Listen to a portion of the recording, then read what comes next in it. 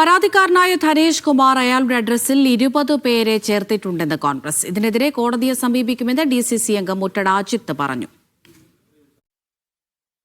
ഈ ധനേഷ് കുമാറിന്റെ 2464 number TC-യിൽ 20ഓളം vote ചേർത്തിട്ടുണ്ട്. ഇത് അയാൾ ചേർത്തെന്ന് ഞങ്ങൾ ആരോപിച്ചാൽ അയാൾ സമ്മതിക്കുമോ?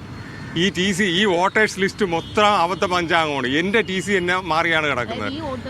അത്രയും തെറ്റ്. ഞങ്ങളത് ഹൈക്കോടതിയെ സമീപിക്കും. വോട്ടേഴ്സ് ലിസ്റ്റ് തന്നെ മുട്ടട വാർഡിൽ ഇലക്ഷൻ നടത്തരുത്.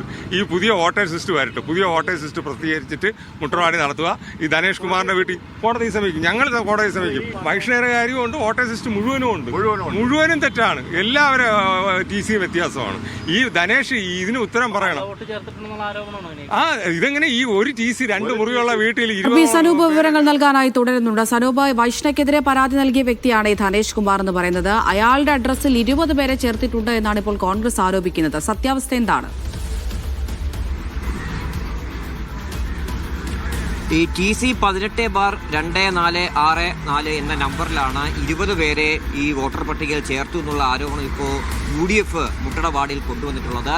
വൈഷ്ണ സുരേഷിനെതിരെ പരാതി നൽകിയ ധനേഷ് കുമാറാണ് ഇത്രയും പേരുടെയും പേരിൽ ചേർത്തിരിക്കുന്നത്. ഈ 18/2464 ധനേഷ് കുമാറിന്റെ മേൽവിലാസം എന്നാണ് UDF പറയുന്നത്. പക്ഷേ ഇക്കാര്യം നമ്മളിപ്പോൾ ധനേഷ് കുമാറിനോട് ചോദിച്ചിരുന്നു. ധനേഷ് കുമാറിന്റെ മറുപടി ഈ തന്റെ അഡ്രസ്സ് ഈ 18/2464 അല്ല, 3/2464 ആണ്. അതുകൊണ്ട് തന്നെ ഇതിലിപ്പോൾ പേര് ചേർത്തിരിക്കുന്നവരുടെ കാര്യം തനിക്ക് അറിയില്ല. തന്റെ അഡ്രസ്സിൽ ആകെ 3 പേർക്ക് മാത്രമേ വോട്ടുള്ളൂ. തനിക്കും ഭാര്യയ്ക്കും അച്ഛനും മാത്രമേ വോട്ടുള്ളൂ എന്നുള്ള കാര്യമാണ് ധനേഷ് കുമാർ പറയുന്നത്. അതുകൊണ്ട് ഇതിപ്പോൾ വെറും ആരോപണം മാത്രമാണ്. എന്നാൽ വൈഷ്ണ സുരേഷിനെതിരെയും മറ്റ് 6 പേർക്കെതിരെയും നൽകിയിട്ടുള്ള പരാതി അത് കൃത്യമായിട്ടുള്ള പരാതി തന്നെയായിരുന്നു.